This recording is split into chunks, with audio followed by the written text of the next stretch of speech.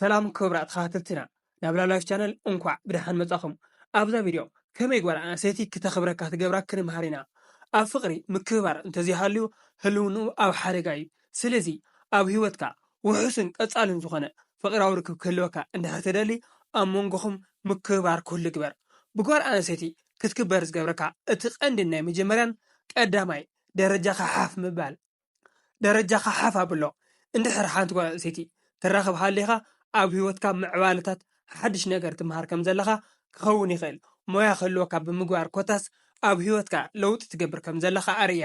እዚ ድማ ብማንም ሰብ ብፅቡቕ ክትረአይ ክገብረካ እዩ እቲ ዝበለፀ ወዲ ዝለዓለ ክብሪ ዘለዎ ሰብ ድማ ትኸውን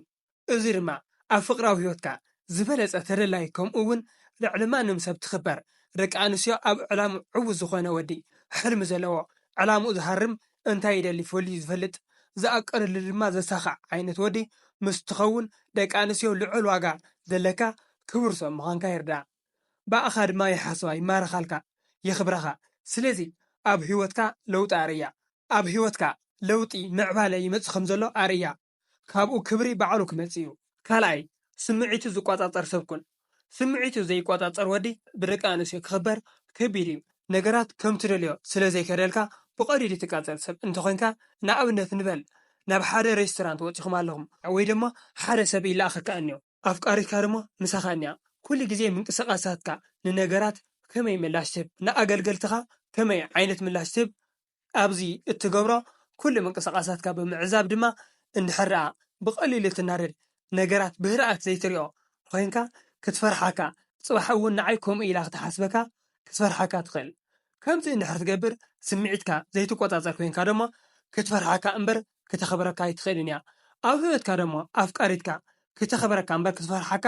ኣይትደልን ትኸውን ፍርሒ ምስ ዝጠፍእ ድማ ክብሪ እውን የሉ ምስ ክብሪ ድማ ልባ ኣካላ መንፈሳ ክትውንና ኢኻ ካልእ ደሞ ብተመሳሳሊ በኻይ ሰብ በኻያ ዘብዝሕ ሰብ ዝኾነ ኣጋጣሚ መሕዘን ሙዚቃ ፊልም ርኡ ኣይ ዝብል ሰብ ኣይትኹን ወላ እውን ዘስሐቕ ቪድዮ ርኢኻ ካብ መጠን ንላዕሊ ኢሞሽናል ምዃን ኣየድልን ቀሊል ሰብ ኣይትኹን ቀሊል ሰብ ማንም ሰብ ኣየኽብሮን እዩ ሳልሳይ ኣኽብራ ክብሪ ንወዲ ተባዕታይ የድልዮ ንጓል ኣንስተይቲ እውን ከምኡ ክብሪ የድልያ ኣብ ፍቕሪ ክብረት እንድሕር ዘይሃልዩ ደሞ ርክብኩም ክስጉም ኣይኽእልን ክትክበር እንድሕር ደሊኻ ደሞ ክተኽብራ ኣለካ ካልኣይትኻ እንድሕር ዘይተኽብራ ደሞ ክብሪ ክትጽባእ ኣይትኽእልን ኢኻ ክብሪ ፍረ ግብርኻ እዩ ብልመና ብትእዛዝ ኣይርከብን ንኽትርግሰልካ ክብሪ ንምምላስ ክትፅዕር ክትሰርሕ ኣለካ ማዕረ እቲ ዝሃበትካ ክብሪ